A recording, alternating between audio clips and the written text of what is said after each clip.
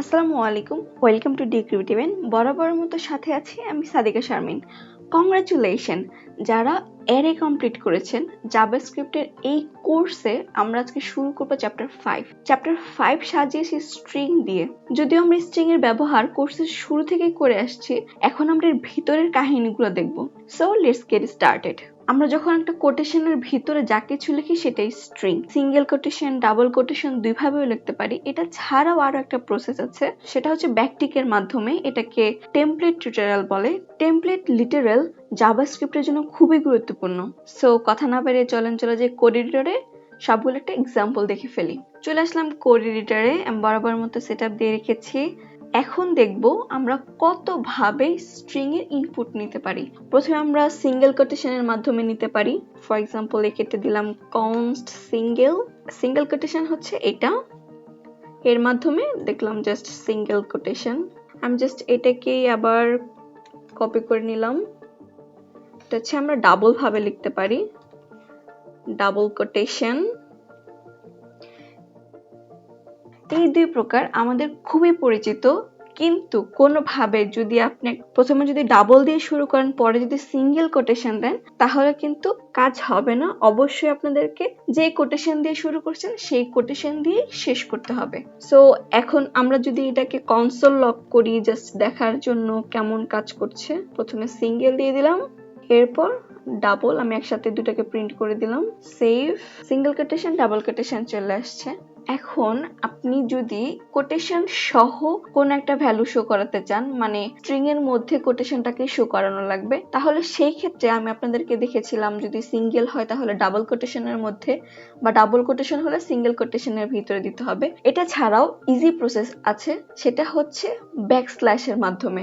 ধরেন আমি কোটেশনটার এই পাশে ওই পাশে কোটেশন মার্ক দিতে চাচ্ছি, সো এর জন্য জাস্ট ব্যাকস্ল্যাশ, এরপর ডাবল কোটেশন। সিমিলারলি এটাকে যদি আমি করি, দেখেন এখন আমি যদি সেভ করি, কোটেশন সহ আমাদের ভ্যালুটা চলে আসছে। এগুলো আমরা অলরেডি জানি। এরপরে যে ইম্পর্টেন্ট টপিকটা আসছে সেটাকে আমরা কি বলেছিলাম, টেমপ্লেট লিটারাল। টেমপ্লেট লিটারাল জাভাস্ক্রিপ্টে খুবই গুরুত্বপূর্ণ। এটা লেখার জন্য প্রথমে আমি একটা ভেরিয়েবল তৈরি করছি। ফর এক্সাম্পল টেম্প দিলাম। এখন আমাদের লেখার ওয়েটা হচ্ছে ব্যাকটিকের মাধ্যমে। আমরা 1 এর পাশে কিবোর্ডে ব্যাকটিকের সাইন দেখতে পাই, এটাকে ব্যাকটিক বলা হয়। সো এটার ভিতরে যদি আমি লিখি this is done by backtick, এখন আমি যদি কনসোল লক করি, এটাকে কপি পেস্ট, এখন আমি এখানে টেম্পে করে দিলাম। ওকে, সেভ করলাম। দেখেন এখানে ব্যাকটিকের থ্রুতে চলে এসেছে। মজার ব্যাপার কি জানেন, এখানে কোটেশন শো করানোর জন্য আমরা বিভিন্ন ধরনের কাজ করছিলাম, যেমন সিঙ্গেলের জন্য ডাবল, ডাবলের জন্য সিঙ্গেল, এরপরে ব্যাকস্ল্যাশ। কিন্তু টেমপ্লেট লিটারালের মধ্যে আমাদেরকে এসব কোনো কিছু ইউজ করতে হবে না। যদি আমি সিঙ্গেল অ্যাড করতে চাই, জাস্ট সিঙ্গেল কোটেশন দিয়ে দিলেই হয়ে যাবে। যদি আমরা ডাবল কোটেশন দিতে চাই তাহলে ডাবল কোটেশন জাস্ট এইভাবে দিয়ে দিলেই হয়ে যাবে, অটোমেটিক্যালি এটা চলে আসবে। দেখেন এখানে ইজের সাথে আমি সিঙ্গেল কোটেশন দিয়েছি, ব্যাকের সাথে আমি ডাবল কোটেশন দিয়েছি। ক্লিয়ার ব্যাপারটা? টেমপ্লেট লিটারালের অন্যতম একটা পার্ট হচ্ছে জাভাস্ক্রিপ্টের ভ্যালুকে আমরা এর ভিতর দিয়ে পাস করতে পারি। ধরেন আমি একটা ভেরিয়েবল নিচ্ছি, const a equal to for example Sadika. এখন এই ভেরিয়েবলটাকে আমি পাস করতে চাচ্ছি, সো আমি অল্টার জেড করে নিলাম। এখানে এটা একটা ফরম্যাট মেইনটেইন করে চলে। এটা পাস করার ওয়েটা হচ্ছে প্রথমে আমাদেরকে ডলার সাইন দিতে হবে, এরপর কার্লি ব্র্যাকেট দিতে হবে। এর ভিতরে আমরা যে কোনো জাভাস্ক্রিপ্টকে আমরা পাস করাতে পারি। সো আমি এখানে ভেরিয়েবল পাস করাচ্ছি a। সো আমি সেভ করলাম, দেখেন সাদিকা চলে এসেছে। ব্যাপারটা ক্লিয়ার?